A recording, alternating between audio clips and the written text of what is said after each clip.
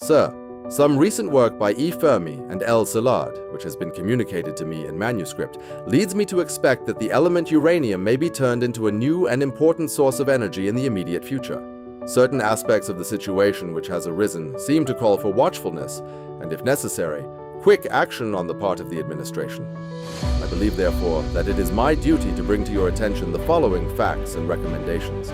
In the course of the last 4 months, it has been made probable through the work of Joliot in France, as well as Fermi and Szilard in America, that it may be possible to set up a nuclear chain reaction in a large mass of uranium, by which vast amounts of power and large quantities of new radium-like elements will be generated. Now it appears almost certain that this could be achieved in the immediate future. This new phenomenon would also lead to the construction of bombs, and it is conceivable, though much less certain, that extremely powerful bombs of this type may thus be constructed. A single bomb of this type, carried by boat and exploded in the port, might very well destroy the whole port together with some of the surrounding territory. However, such bombs might very well prove too heavy for transportation by air. The United States has only very poor ores of uranium in moderate quantities. There is some good ore in Canada and former Czechoslovakia, while the most important source of uranium is in the Belgian Congo. In view of this situation, you may think it desirable to have some permanent contact maintained between the administration and the group of physicists working on chain reactions in America. The Einstein-Szilard Letter by Albert Einstein. 2. President Franklin D. Roosevelt. Thou shalt not take the name of the Lord thy God in vain, for the Lord will not hold him guiltless that taketh his name in vain. Exodus chapter 20, verse 7. Sound's gonna be bad. We're gonna just do some overlays. Stay tuned. Howdy, everybody. Coming to you from White Sands National Park in New Mexico. Now, the sound's gonna be bad. I have completely forgot our microphones, and it is really, really windy out here. So we're gonna make this quick, and I will get right to the point.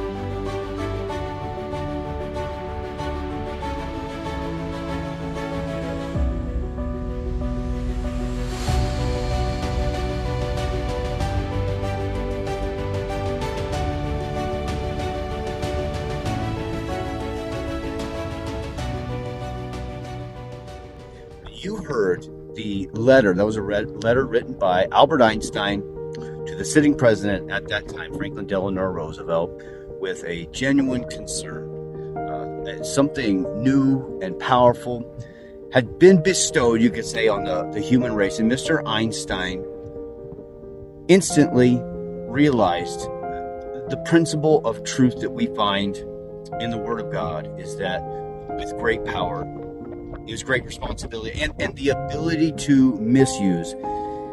It is a trademark of the human hand. Power of nuclear power. I want to just shade this idea that we find in the commandments of the "Thou shalt not use the Lord's name in vain." We know as Christians that the Lord's name is the most powerful name, and what it represents. The saving of a man's soul, a sacrifice to save a man's soul, and what that name invokes when we use it. And we are warned not to use. Now, most of the time, we think of that as refrain from cussing, not to say some bad word, or do you? But really, I think that the root of this idea of using the Lord's name in vain is exactly what Mr.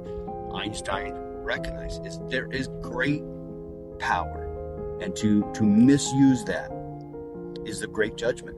Exodus lets us know that in the commandments that you will not be found innocent. That there will be guilt attached to your name if you misuse this great power, the name of God. And in Matthew, it lets us know as well that many in the last days will say, I have done many wondrous works in your name. And in your name, I think, is really the scary part in the idea that I wanted to share with everyone.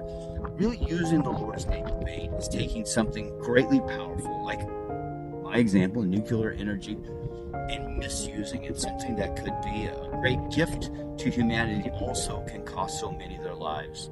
And in using the Lord's name in vain, it means taking the Lord's approval, taking the Lord's word, taking the Lord's name and putting it behind our own actions. You can certainly look at the Crusades. You can look at so many movements that mankind has justified by saying, this is in the name of God. This is a godly thing. Many people have been led astray. It is such a powerful name, and it can be misused. I just want to encourage everyone in this very short and bad audio video, think before we put God's stamp of approval. It will never contradict his word. It will never contradict what he said he came here to do. It will never be in hatred, it will always be in love. Even judgment itself in the Lord's name is done for the purification of people, for the saving of a soul.